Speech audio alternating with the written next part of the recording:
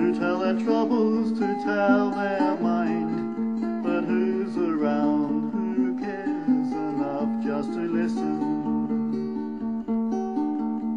The world in a hurry inches passes by. Nobody heard the old woman cry, living alone in a bedsit room. All she needed was a friend. Everybody needs someone sometime to tell their troubles, to tell their mind. But who's around, who cares enough just to listen? Hello everyone, this is Barry speaking to you from Indonesia. Well, yet again my dear wife Sumi dropped another bombshell on me at 7 o'clock this morning by telling me that she had accepted an order from one of our old bakery customers for a celebration cake, but it was to be ready by midday. Apparently the woman had said she would not buy her celebration cakes from anyone else. I feel extremely flattered that the customer thinks in that way. But she obviously doesn't realize just how much it sent me into utter panic of planning out what needed to be done. Although I managed to get the cake ready in time, which in itself is motivating, especially given my condition. But as I was decorating the cake, it made me realize even more that still, after 6 years, how unaware people around me are about my illness and how it affects a person, and especially someone such as myself that's not living in a situation of their own homeland environment.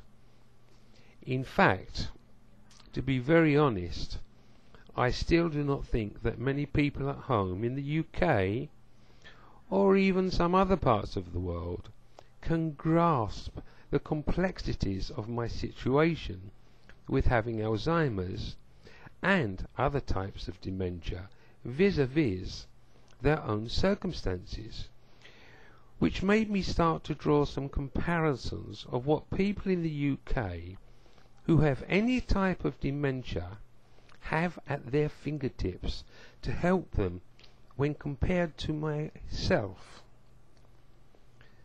Examples are, they have active Alzheimer Society branches with day centres to give ongoing support. There's telephone advice helplines whenever needed, and the opportunity of some respite time for the spouse.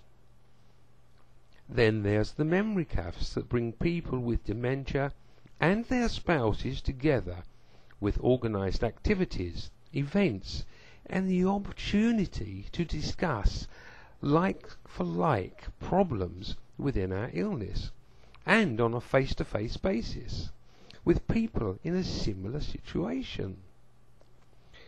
They can attend and even participate in dementia awareness meetings or Alzheimer Society organised conferences.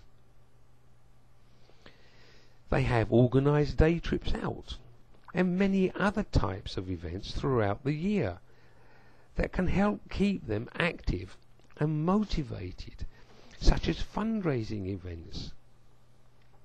In fact, I don't think that a day, week or month passes by whereby there's not some type of organised activity for people with dementia, which is excellent for both the person and the spouse. Not only that, they also have social support, caregivers and organisations that visit their home.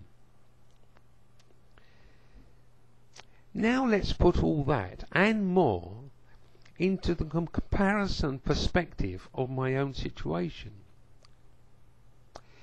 which is easily answered by saying there's no comparisons, as I do not have any and I say that again, any of the many diverse activities or organizations that I've mentioned within my daily grasp. The reality is that Sumi and myself are out on a limb in an entirely go-it-alone situation, and a situation whereby I've had to create my own proactive modus operandi of fighting and coping with my illness every bewildering day.